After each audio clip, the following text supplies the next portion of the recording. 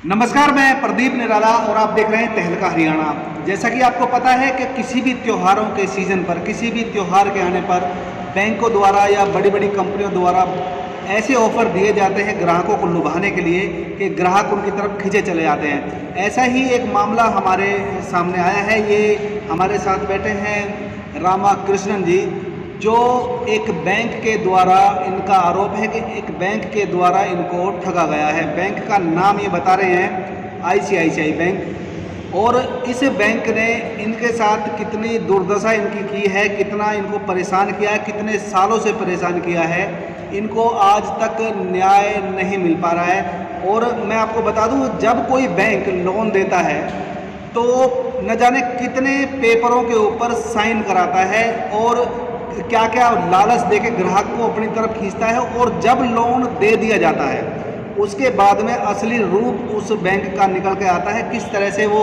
अलग से चार्जेस लगाते हैं लोन पे दिए हुए, और किस किस तरीके से, और जो जो दिखते नहीं हैं, जो उनके जो स्कीम है, जो उनके जो नियम हैं, बाद में वो बताते हैं कि भाई आपको ये भी चार्ज देना है, ये भी चार्ज देना है। तो ऐसा ही एक मामला हमारे पास आया है। रामाकृष्णन जी बैठे हैं हमारे साथ। इन्होंने एक बैंक से लोन लिया था, कब लिया था, कैसे लिया था, क्या इनके साथ आज तक हुआ है, ये इन्हीं से सुनेंगे। इनका क्या क्या आरोप आईसीआईसीआई बैंक के ऊपर है। रामाकृष्णन जी, आपके साथ क्या हुआ, हमें शुरुआत से बताइए, थोड़ा कैमरे कर दें। जी नमस्कार, मैं वीवीएस रामाकृष्णा बोल रहा हूँ। और एक कार लोन ले रहा था मैं आईसीआईसीआई बैंक से। डीलर ने अरेंजमेंट किया था। वो कौन से सन की बात है सर? 2009 में। अच्छा अक्टूबर की बात है जी। अक्टूबर 2009 की बात है। हाँ हाँ और उस समय उन्होंने कहा है कि मेरा उम्र ज़्यादा होने की वजह से, हाँ 56 साल का था हाँ और घर से काम करता हूँ, सेल्फ एम्प्लॉयड। हाँ तो सिक्योरिटी के लिए उन्होंने एक इंश्योरेंस की बात छेड़ी थी। हाँ और वो था कि अगर मैं रीपेमेंट करने में असमर्थ हो जाता, हाँ। आपकी उम्र को देखते हुए या आपका काम खत्म हो जाता है काम का तो उसको लेकर उन्होंने गारंटी के लिए एक इंश्योरेंस कराने की बात की थी। हाँ जी, हाँ जी, ICICI bank. Okay. ICICI bank ने की थी। किस ब्रांच से आपने लोन की बात चली थी आपकी, गुड़गांव में या कहीं और? नहीं, कोई ब्रांच का आज तक खुलासा नहीं किया इन लोगों ने। ओके। और वो डीलर का ही यहाँ पे एक वर्मा जी नाम का बैंक का ऑफिसर को लेके आए थे जी। उनसे बात करवाई। उन्होंने कहा वो लोन हो जाएगा आपका। फिर मैंने पूछा ऐसे कौन सी इंश्योरेंस है जो मैं असमर्थ हो जाता है तो बैंक का लोन चुकाएगा। हाँ क्योंकि डेथ के बारे में तो मैं जानता हूँ, फायर के बारे में जानता हूँ। इसका होता है ये लोन लेके असमर्थ हो जाते हैं, उसका पेमेंट का इंश्योरेंस जिम्मेदारी कैसे लेगी, कौन सी, थोड़ा सा डिटेल बताइए। हाँ तो उन्होंने कहा अगर आपका इनकम नहीं होता, क्योंकि गारंटी नहीं है रेगुलरिटी आपका रीपेमेंट का, हाँ और आप पेमेंट नहीं कर सकते तो हम इंश्योरेंस से ले लेंगे, आपको लोन का एनओसी दे दे के आपको मुक्त करेंगे इस लोन से। जी। तो मैंने कहा ठीक है, ऐसा सुविधा है, बैंक कहती है तो फिर मेरे को दे दीजिए, कोई बात नहीं। प्रीमियम उन्होंने मांगा 8,000 कुछ पैसे, वो मैं पेमेंट कर दिया था। गाड़ी मेरे को डिलीवरी हुई जी अक्टूबर 13 तारीख 2009 में। अक्टूबर 2009 में गाड़ी आपको डिलीवर कर दी? जी ठीक। और मेरी दुर्दशा उसके बाद शुरू हुई है। असली मतलब जो कहानी आपकी ख़राब हुई है, गाड़ी मिलने के बाद में बैंक ने अपना चेहरा दिखाया असली। दिखाने लगे। ठीक। 2009 में अक्टूबर में गाड़ी ली थी। नवंबर में मेरा जो है, जो प्रिंसिपल्स है हॉलैंड के, उन्होंने मना कर दिया काम करने के लिए। मेरा बिज़नेस ठप होने की वजह से मैं बैंक को इंटीमेट कर दिया था कि भैया मैं ये लोन का रीपेमेंट नहीं कर सकता, आप गाड़ी वापस ले लो। जी। जितना भी मैंने डाउन पेमेंट दिया है, 1 महीना इस्तेमाल किया है तो उसका जो भी आप मतलब आपने तो अपनी ईमानदारी का परिचय देते हुए बैंक से संपर्क किया कि मेरा काम छूट गया है, मेरी जॉब छूट गई है, कि अब मैं इसकी ईएमआई नहीं दे पाऊंगा। हाँ जी। अब जितना मेरे से ऊपर जो भी बनता है वो आप ले गए और इस गाड़ी को आप ले लो, ऐसे ही ना? हाँ जी। तो आपने ये, चलो ठीक है, बहुत अच्छा बात, आगे बताइए। लेकिन उस डीलर ने 1 महीना तक टालते हुए बोला कि ये काम नहीं हो सकता। हाँ फिर मैंने उनसे ये भी कहा है, आपने इंश्योरेंस भरवाई कि अगर मैं असमर्थ हो जाऊँ हाँ तो आप जो है इंश्योरेंस से लेके मेरे को जो है मुक्त कर देंगे लोन से। तो आप इंश्योरेंस से लेके मेरे को एनवीसी दिला दो। हाँ। उसके लिए भी 1 महीना टालते गए। अच्छा। और बाद में बोला कि ये भी नहीं होगा, मना कर। तो फिर 2009, ये बात थी 2008 की, हाँ हाँ, जब लोन लिया 2008 में। अक्टूबर 2008 की। ठीक। 2009 में ICICI प्रूडेंशियल लाइफ इंश्योरेंस से मेरा मिसेस के नाम, वो भी मिसेस बोल के नहीं, मिस्टर वी शैलजा बोल के चिट्ठी आई। अच्छा। मैं सरप्राइज़ हो गया था, मैं देखा खोल के क्या बात है, मेरा एड्रेस पे आ रही है मिस्टर वी शैलजा। हाँ हाँ हो सकता है टाइपिंग में मिस्टेक हो। हाँ हाँ। मैं खोल के देखा तो उसमें मेरा लोन अकाउंट नंबर बैंक का लिख के बोल रहे हैं कि आपका इंश्योरेंस कैंसिल है। मैं हैरान हो गया। इंश्योरेंस के वाले का कस्टमर केयर बात की थी, उनका ब्रांच में भी सेक्टर 14 में जाके बात की थी। एक मिस सपना जिंदाल कस्टमर केयर मैनेजर, उन्होंने मेरे को उनका कंप्यूटर स्क्रीन में दिखाया था स्कैन्ड इमेज एक एप्लीकेशन जिसमें मिसेस का डिटेल भरा हुआ है, और देखा है तो उसमें बहुत सारे काटम पोटम थी, मतलब बहुत सारी कटिंग उसमें कटिंग करी हुई थी। आपकी मैसेज की पूरी डिटेल्स थी उसके अंदर। मिसेस की डिटेल्स थी। वो डिटेल्स उनके पास कैसे पहुंची? वो इसलिए पहुंची है कि मेरे से पहले ही मिसेस का अकाउंट उस बैंक में चल रही थी। बैंक, अच्छा, ओके। और उनके नाम पे ऑलरेडी लोन भी चल रहा था। ओके। और कागजात भी उनके सारे दिए हुए थे, सब कुछ फोटो वीटो सब कुछ दिए हुए थे। वहाँ पे जो लोन पास क्लियर कर डिलीवरी दिए थे उस समय मेरे से कुछ कागज़ों में साइन करवा दिए। हाँ, आपसे कुछ पेपरों पे साइन कराया। हम वही आपको हमने शुरुआत में बताया कि बैंक जब भी लोन देता है तो बहुत सारे पेपरों पे साइन कम से कम 5 मिनट लग जाते हैं। जो भी आदमी लोन लेता है कि पता नहीं न जाने कैसे कैसे पेपर के ऊपर साइन कराए जाते हैं। कस्टमर को उनके बारे में पता भी नहीं होता, ना उनको समझाया जाता है कि भाई किस पेपर पे आपको साइन कराए जा रहे हैं। तो ऐसा ही वो मामला है। बताएंगे आगे क्या इनके साथ हुआ? ऐसे जब साइन करवा रहे थे मैंने देखा फॉर्म सारा ब्लैंक था। हाँ हाँ। कुछ भी भरा हुआ नहीं था जी। सिर्फ मेरे से सिग्नेचर मांग रहे थे। ठीक है। अब मेरी लोन एप्लीकेशन वाला फॉर्म है, मैंने उनसे रिक्वेस्ट किया था कम से कम लोन अमाउंट तो लिखिएगा। हाँ हाँ बाकी तो आप भर देंगे बता रहे हो, ठीक है कोई बात नहीं। हाँ हाँ।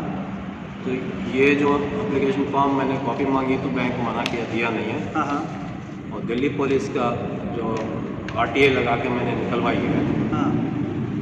इसमें ये मेरी साइन किया हुआ है सारा कुछ, बहुत कुछ काटम पोटम है। इसमें लोन अमाउंट का 8 लाख वो बंदे ने मेरे सामने लिखा था। हम आपको दिखा दें एक बार नज़दीक कि लोन अमाउंट लिखा हुआ है 8 लाख के करीब, और इसमें बहुत सारी कटिंग्स भी हुई हैं जो कि होनी नहीं चाहिए एज़ पर रूल। हाँ बताइए आगे। लेकिन मैं देखा हूँ कि मेरे सामने जो 8 लाख लिखे थे, क्योंकि लोन तो 8 लाख का था, उसमें भी छेड़खानी किया हुआ है। ये आप स्पष्ट देख सकते हैं 8,08,200। हाँ हाँ बिल्कुल, कटिंग इसमें है, हम देख सकते हैं। ठीक है। और ये पहले ही इधर साइन इन करवा लिया तो बोलते हैं कि आपने जो है देख के ही साइन किया। हाँ हाँ, इस तरह का मतलब प्लेन पेपर के ऊपर साइन किए हैं और बाद में बोलते हैं कि आपको हमने सब कुछ पढ़ा दिया था, पढ़ने के बाद में आपको साइन कराएं। तो मतलब किस तरह से धोखे होते हैं, आपको हम यही आपके सामने हम लाना चाहते हैं कि बैंक से जब भी कभी आप लोन लें या किसी भी तरीके से बैंक से लेन देन अपना करें तो बिल्कुल दिमाग से और आंखों से बिल्कुल अच्छी तरीके से चौकन्ना होने के बाद ही किसी बैंक से डीलिंग करनी चाहिए। और ये ICICI बैंक तो बहुत बड़ा बैंक है अपने आप में, बहुत पुराना बैंक है। और अगर जो ICICI बैंक जैसे अगर ऐसा कर सकते हैं किसी भी कस्टमर के साथ में, तो और बैंक बहुत सारे लोगों को तो पता भी नहीं चलता उनके साथ फ्रॉड हो गया, और वो उनकी जो EMI बनती है उसमें ही एक्स्ट्रा वो पैसे लेते रहते हैं, उनको पता तक भी नहीं चलता है। तो बताइए आगे, हम सुन रहे हैं इनके साथ और क्या क्या इसी एप्लीकेशन फॉर्म में एक कॉमन डिक्लेरेशन बोल के है, हाँ जहाँ पे सिग्नेचर ऑफ एप्लीकेंट का जगह मेरा सिग्नेचर है। हाँ और एक और यहाँ पे प्रोविज़न दिया है सिग्नेचर ऑफ को एप्लीकेंट। हाँ। इसमें कोई को एप्लीकेंट नहीं है, इसलिए इसमें सिग्नेचर नहीं है। को एप्लीकेंट कोई नहीं है, इसलिए इसमें कोई साइन भी नहीं है। हम आपको दिखा रहे हैं साथ के साथ। हाँ और बताइए।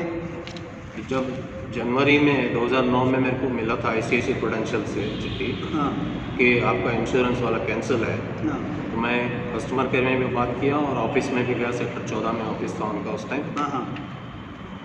फिर उनकी बातों से मेरे को शक हुई थी।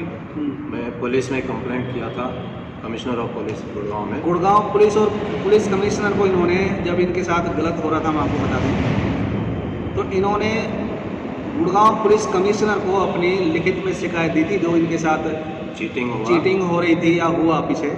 उसके बाद क्या हुआ? ये एप्लीकेशन जो कमिश्नर को, पुलिस कमिश्नर को दिया, आपने कब दी थी? ये दिया था जी अप्रैल 2009 में। अप्रैल 2009 में सीपी गुड़गांव को इन्होंने शिकायत दी। उसके बाद बताइए। उसके बाद यूँ हुआ जी, वहाँ का आईओ आए थे और उन्होंने एक सेक्शन 91 सीआरपीसी का नोटिस बना के मेरे को साथ लेके गया ICICI बैंक में भी, सेक्टर 14 में, और ICICI prudential life insurance company sector 14। और उसके बाद ICICI बैंक वालों ने तो नोटिस लेने के लिए भी मना कर रहे थे। फिर बाद में पता नहीं क्या हुआ। प्रूडेंशियल एक हफ्ते के बाद फिर बुलाए थे, हम दोनों फिर गए आईओ के साथ, मैं भी गया था। तो एक एप्लीकेशन फॉर्म का 3 पेज इन्होंने दिया। ये फॉर्म जो 3 पेज के फॉर्म है, ये दिया था बैंक की तरफ से, जिसमें डिटेल्स लिखी हुई हैं जो मांगी थी इन्होंने। हाँ जी, फिर बताइए। वो मैं कंप्लेंट इसीलिए रहा था जी, 24 फरवरी 2009 में जब बैंक में गया था मैं, उन्होंने अपना कंप्यूटर स्क्रीन में इस एप्लीकेशन फॉर्म का ये आखिरी पेज दिखाए थे। अच्छा। उस समय इतना काटम कुटम नहीं थी। हाँ। उसमें 2,51,000 रुपये का अमाउंट लिखा हुआ था। हाँ। फिर ये सारा नॉमिनी विमिनी का था। इधर एक सिग्नेचर ऑफ एप्लीकेंट बोल के V शैलजा बोल के लिखा हुआ था। हाँ। जो कि तुरंत मैं समझ गया कि ये सिग्नेचर तो मेरा मिसेस का नहीं है। नहीं। मैं उस मैनेजर का कहने पे लिखत में कंप्लेंट दिया, चीटिंग, फॉर्जरी, कॉन्स्पिरेसी। मतलब कि इनके साथ चीटिंग इस तरह से भी हुई है कि बैंक की तरफ से अपने आप साइन किए गए हैं और इनके साथ चीटिंग की गई है। तो आगे सुनिए क्या क्या हुआ। और ये जो एप्लीकेशन फॉर्म है ICICI प्रूडेंशियल का, इसमें आप प्रिंट में देख सकते हैं ICICI बैंक भी है। हाँ। ठीक है जी। और ये फॉर्म 2 हिस्से में, एक तो है लोन मेन एप्लीकेंट का और दूसरा है लोन को एप्लीकेंट का। तो मैंने पूछा इनको, जब लोन पे कोई को एप्लीकेंट नहीं है तो ये फॉर्म कहाँ से पैदा हो गया और ये कौन भरा है, सारा डिटेल। ये फॉर्म सी लग रही है आप, ये बताओ। ये फॉर्म और ये फर्जी सिग्नेचर किसने किया, हमारे साथ ऐसा धोखा क्यों हो रहा। ICICI बैंक अपने आप में बहुत बड़ा बैंक है और फर्जी साइन करके चीटिंग इनके साथ की गई है। बहुत बड़ा विषय है जांच का, लेकिन इसमें आज तक हुआ कुछ नहीं है। क्यों नहीं हुआ, इसकी हम तह तक जाएंगे। और अब ये मामला हमारे पास आया है, जबकि इनको चारों तरफ से धक्के खा के इनको जब कुछ हासिल नहीं हुआ है, तो इनको पता चला कि यहाँ पे न्याय, इनको उम्मीद मिली कि न्याय मिल सकता है तहलका हरियाणा के पास जाके। तो हम अब इस मुद्दे को पूरे तरीके से इसकी जांच कराएंगे, उठाएंगे और हम कोशिश करेंगे। हमारे सामने बैठे हैं रामाकृष्णन जी। आज इनकी उम्र 72 ईयर्स हो चुकी है, लेकिन जब इनके साथ चीटिंग की गई थी तब इनकी उम्र करीब 56 थी। तो करीब 13-14 साल लग गए हैं इन इतने सारे पेपर इन्होंने इकट्ठे किए हुए हैं। अभी तो ये ज़रूरी पेपर आप देख रहे हैं, जो ज़रूरी पेपर हैं वो लेके आए हैं अपने साथ।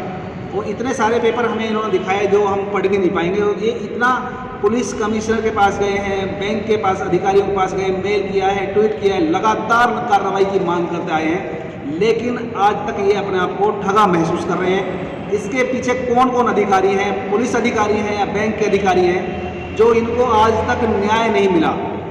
आगे चलते हैं क्या कहते हैं, और हम आपको बिल्कुल इसकी एक एक जो बात है वो आप तक जरूर रखेंगे। आपको समझ आएगा कि भाई इतना बड़ा बैंक किसी के साथ भी चीटिंग किसी भी रूप में कर सकता है। सावधान रहने की जरूरत है, हम आपको बार बार बता रहे हैं। जी रामकृष्ण जी बताइए। मई 2009 में ICICI बैंक ने मेरे पास 2 चिट्ठी भेजी है जी। एक मई 5 तारीख में, हाँ, और एक मई 23 तारीख में। हाँ। और इसमें साफ लिख रहे हैं कि जो एप्लीकेशन फॉर्म की बात कर रहे हैं, हाँ, उसमें जो मिसेस का साइन की बात हो रही थी, हाँ, वो एक्चुअल में उनका साइन नहीं है। देखिए, बैंक ने ये 2 एप्लीकेशन भेजी हैं। इनका कहना है 23 मई 2009 और 5 मई 2009। इसमें बैंक ने खुद माना है कि जो इनकी मिसिज है V शैलजा जी, उनके साइन नहीं है। ऐसा ही बोल रहा है ना? हाँ जी। अच्छा, साफ तो ये बैंक ने खुद लिख के दिया है। बैंक ने खुद लिखा है। तो, ये हाँ, मैं हाईलाइट भी कर दिया। हाँ, ये बैंक ने खुद लेटर लिख के दिए हैं। ठीक है, आगे बताइए। मतलब एक तो बैंक में जो पेपर जमा है उस पर इनकी वाइफ के साइन है और उसी के बेस पे सारी कार्रवाई हुई है, और दूसरा जब इन्होंने जानकारी मांगी तो बैंक ने खुद वो पेपर दिए हैं जिसमें लिखा है कि वो जो साइन है वो इनकी मिसेज के साइन नहीं है। तो सीधा सीधा बिल्कुल ये चीटिंग दिखाई दे रही है, धोखाधड़ी 420 नज़र आ रही है बैंक की तरफ से। तो इसके पीछे फिर भी कार्रवाई नहीं हुई, ये कमाल की बात है। बताइए आगे। मेरी 2009 में जो पुलिस पे कंप्लेंट दी थी सीपी साहब के पास, हाँ। उसके बाद कई बार मेरे को जो है धक्के खुलवाए। कभी दिल्ली पुलिस का जो रिस्ट्रिक्शन बोल के दिल्ली भगाए, हाँ। फिर दिल्ली पुलिस वापस गुड़गांव भगाए। उसके बाद भी EOW और क्राइम ब्रांच गुड़गांव वापस दिल्ली भेजे, फिर वहाँ से वापस गुड़गांव आई है। हाँ। ये चलते चलते मामला को ठंडा कर दिया। फिर किसी सज्जन की सलाह के अनुसार मैं दोबारा कंप्लेंट दिया था कमिश्नर पुलिस 2014 में, और उसमें जो कार्रवाई हुई है EOW नोटिस भी दिया। हम आपको बता दें, ये जो पेपर इन्होंने दिखाया था ये FIR पुलिस ने FIR दर्ज की है बैंक के अधिकारियों के खिलाफ, बैंक के खिलाफ। इसमें जो धारा लगाई है ये जो 420, 467, 468, 471 IPC की धारा इनमें लगी हैं। उसके बावजूद आज तक 14 साल हो गए हैं करीब, किसी की गिरफ्तारी नहीं है, इसके बारे में कोई किसी से सवाल जवाब नहीं है। अब आप अंदाज़ा लगा सकते हैं कि इसके बारे में कार्रवाई नहीं हुई है तो किस बेस पर नहीं हुई होगी, हम ना बोल के हम आप खुद समझ सकते हैं कि बैंक का मामला है, पुलिस ने FIR दर्ज की है और चीटिंग का मामला है और धोखाधड़ी है ये, तो पुलिस किस वजह से शांत बैठी होगी ये आप अंदाज़ा आसानी से लगा सकते हैं। जी, मैंने कोर्ट में स्टेटस रिपोर्ट भी एप्लीकेशन लगाई थी। हाँ। 2009 में 2 स्टेटस रिपोर्ट पुलिस ने दी थी। उसमें 2016 में जी 2 स्टेटस रिपोर्ट दी पुलिस ने। उसमें मेरा ओरिजिनल FIR का सारा डिटेल आ गई है। उसके बारे में कह रहे हैं कि नोटिस दे रहे हैं, कोई जवाब नहीं मिल रहा, डॉक्यूमेंट नहीं मिल रहा, ऐसे बोल रहे थे।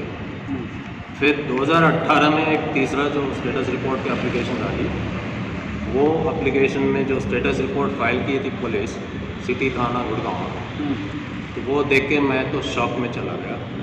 वो इसलिए कि मेरा FIR ओरिजिनल FIR का हर एक शब्द इसमें बदल दिया। ओके, हम आपको बता दें, शॉर्ट में बता दें कि जो FIR में जो शब्द इनकी तरफ से लिख के दिए गए थे रामाकृष्णन की तरफ से, जो इन्होंने स्टेटस रिपोर्ट मांगी है बाद में 2016 में 18 में, पहला जो दो स्टेटस रिपोर्ट 2016 में मांगी थी, हाँ उसमें सही था। हाँ 2018 में जो था उसमें हर एक शब्द जो है 2016 में जब इन्होंने स्टेटस रिपोर्ट मांगी अपनी FIR की, उसमें तो ठीक था, लेकिन 2018 आते आते सारी की सारी FIR में लिखे हुए शब्द चेंज कर दिए गए। किस बेस पे चेंज किए हैं, ये बहुत बड़ा सवाल है पुलिस के लिए कि आखिर उन्होंने किस बेस के ऊपर ये शब्द चेंज किए, बिना इनसे बात करे हुए, किस लालच में किए, किस दबाव में किए, ये तो पुलिस अपना आप बता सकता है कि भी उन्होंने, पुलिस अधिकारी जो हैं, किस वजह से उन्होंने ये स्टेटस रिपोर्ट जो है चेंज की। जी सर। जबकि FIR में जो भी ओरिजिनल फाइल होती है उसमें एक अक्षर भी बदलने का हक ना पुलिस को है, ना कोर्ट को है, ना किसी को है। जी। और अभी कुछ 4-5 साल से जो है मामला ये मतलब बिल्कुल मामला बिल्कुल ठप पड़ा है। इनको जहाँ ये गए हैं वहीं पे इनको ठगा गया है। पुलिस में गए हैं, वहाँ पर किसी से मदद मांगने के लिए गए हैं, तो वहाँ पर हुआ क्या है, अगर पुलिस में जाते हैं तो पुलिस अधिकारी बैंक के अधिकारियों से संपर्क करके उनसे मिलते हैं, बैंक के अधिकारी उनके पास जाके मीटिंग करते हैं, उनकी क्या मीटिंग होती है, उनकी क्या आपस में बात होती है, मामला वहीं ठप हो जाता है। किसी से मदद मांगने के लिए जाते हैं तो वहाँ पर भी वो बैंक के अधिकारी पहुंचकर उनसे बात करके वहाँ उनको भी वो शांत कर देते हैं। कुल मिला के इनका शोषण हो रहा है, पिछले 14 साल से न्याय नहीं मिल रहा है। अगर जो ये FIR ये धाराएँ किसी आम व्यक्ति के ऊपर लगी होती और पीछे जिसके खिलाफ मामला ये दर्ज है, अगर जो वो कोई आम व्यक्ति होता या जिसकी कोई पहुंच ना होती, तो अब से पहले वो अभी तक शायद वो जेल में होता, उसकी कोई जमानत भी होने के चांस नहीं थे। लेकिन मामला एक बहुत बड़े बैंक आईसीआईसीआई बैंक का है, इसलिए आज तक पुलिस ने बैंक अधिकारियों के खिलाफ जो भी इसके अंदर आरोपित हैं, किसी भी व्यक्ति किसी भी अधिकारी के खिलाफ पुलिस ने कार्रवाई करने का सोचा तक नहीं है। यहाँ तक भी अब मामला ये बता रहे हैं कि जो एफआईआर में जो इन्होंने अपनी डिटेल लिखी थी, शिकायत दी थी, वो शिकायत ही पूरे शब्द चेंज कर दिए गए हैं। तो इसमें कितना बड़ा गोलमाल ही हो सकता है। पुलिस के कुछ अधिकारी ऐसे होते हैं, हालांकि पुलिस जो है रात दिन लोगों की सेवा में लगी रहती है, लेकिन कुछ पुलिस के अधिकारी ऐसे होते हैं जो पूरी पुलिस को बदनाम करते हैं, उनके ऊपर शक की निगाह से लोग देखते हैं, क्योंकि वो किसी लालच में आकर ऐसा गलत काम करते हैं जो पूरी पुलिस बदनाम होती है। तो उन जो अधिकारी हैं जो इस कांड के अंदर जो कार्रवाई के अंदर जो संलिप्त हैं, उनके खिलाफ जरूर सरकार को इसमें संज्ञान लेना चाहिए। अनिल विज जी इस मामले में गब्बर शेर कहलवाए जाते हैं, जहां मर्जी होती है वहां जाके जो भ्रष्ट अधिकारी होते हैं उनके पर कतरने का वो काम करते हैं। सीएम साहब उनके पर कतरते हैं। जो क्या नाम है इनका, जो हमारे गृह मंत्री हैं हरियाणा के अनिल विज जी, ऐसे उनके सामने अधिकारी जो भ्रष्ट होते हैं वो कांपते हैं थर-थर। और ये किस वजह से आज तक बचे हुए हैं, शायद उनकी नज़रों में नहीं है, लेकिन अब उनकी नज़रों में आ जाए ये मामला तो वो अधिकारी, हमें विश्वास है अनिल विज जी के ऊपर और सीएम मनोहर लाल खट्टर जी के ऊपर के वो अधिकारी नहीं बच पाएंगे। 420 का मामला दर्ज है, उसके साथ साथ कई और धाराएं लगी हुई हैं। क्यों नहीं कार्रवाई हुई आज तक, किस वजह से कार्रवाई नहीं हुई, ये जांच का विषय है, इसके बारे में जरूर जांच होनी चाहिए। सर, आगे की आपकी क्या प्लानिंग है, क्या आप करना चाह रहे हैं आगे? मैं अभी सुप्रीम कोर्ट का लीगल एड में बात की थी। जी जी, वहाँ पे मदद मिलने की आशा है जी। हम आपको बता दें कि ये, हाँ जी, सुप्रीम कोर्ट में हम एक फाइल करेंगे, ठीक है। और उसके अलावा निचले कोर्ट में जो बंद करने की कोशिश कर रहे हैं, सिटी थाने वाले भी परेशान कर रहे थे। हाँ। कोर्ट में आओ, आप इसको जो है रफा दफा करो। अच्छा, आपके ऊपर दबाव बनाया जा रहा है कि कोर्ट में आके इसमें फैसला करो किसी तरीके, मतलब इसको हमारा जांच सही है बोलकर रिपोर्ट लिख देना। ठीक है। तो अब मैंने मना किया। जी, रामाकृष्ण जी की मैं आप बात काटते हुए बता दूं, इनसे जो बात ये अभी जो कार्रवाई करना चाह रहे हैं, इन्होंने माननीय सुप्रीम कोर्ट की शरण ली है और वहाँ पे जल्द ही ये एक याचिका डालने वाले हैं बैंक के खिलाफ। और लगातार इनको वहीं से उम्मीद है अब न्याय मिलने, क्योंकि और जगह तो सब जगह इनको धोखा मिला है। मतलब पुलिस भी इनसे बार बार ये कहती है कोर्ट में आके साइन कर दो, हमने जो कार्रवाई की है कि हम आपकी कार्रवाई से संतुष्ट हैं और इस मामले को बंद कर दें। लेकिन ये आज 72 ईयर्स के हो गए हैं, हमारे बुजुर्ग बैठे हैं, चलने में भी असमर्थ हैं, ये इनका काम सारा छूट गया है। और 14 साल से कोई अच्छे से अच्छा व्यक्ति भी इतनी हिम्मत नहीं दिखा पाता है जो न्याय के चक्कर में इतना धक्के खाए हों।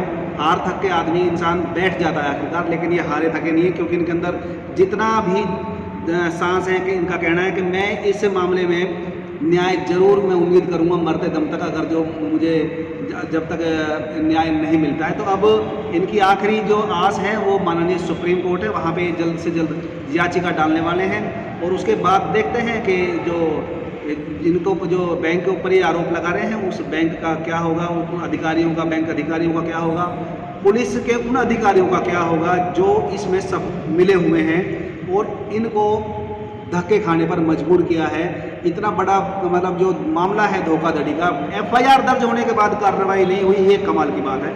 और हम आपको ये भी विश्वास दिलाना चाहते हैं कि तहलका हरियाणा के पास ये कुछ उम्मीद लेकर आए हैं। हम इस मामले की वो बिल्कुल नीचे से लेकर ऊपर तक पूरी हमारे हाथ में अब ये मामला आया है। हम लोगों तक, अधिकारियों तक इस बात को पहुंचाने का बार बार प्रयास करेंगे जब तक इनको न्याय नहीं मिल जाता है। और ऐसे जो फ्रॉड, जो फर्जी अधिकारी हैं, जो धोखाधड़ी करके कस्टमरों को अपने पास बुलाते हैं, उनका फिर शोषण करते हैं, उनके साथ धोखा करते हैं, उनको ज़रूर से ज़रूर सज़ा मिल पाए, ताकि वो आगे किसी और के साथ में इस तरह से धोखा ना करें। और अभी सभी हम लोगों से ये भी अपील करना चाहते हैं, किसी भी बैंक से आप लोन लेते हैं या कोई भी लेन देन करते हैं तो ज़रूर अपने दिमाग का और इस्तेमाल करके उनके साथ लेन देन करें। और एक एक पेपर के ऊपर जो साइन आप करते हैं बिना देखे, उस समय जब गाड़ी लेते हैं तो गाड़ी की खुशी ऐसी होती है कि जल्द से जल्द गाड़ी हमें मिल जाए, लोन की खुशी होती है जल्द से जल्द हमें पैसा मिल जाए। तो बिना पढ़े उन पेपरों के ऊपर लगातार वो साइन करते रहते हैं, लेकिन उनको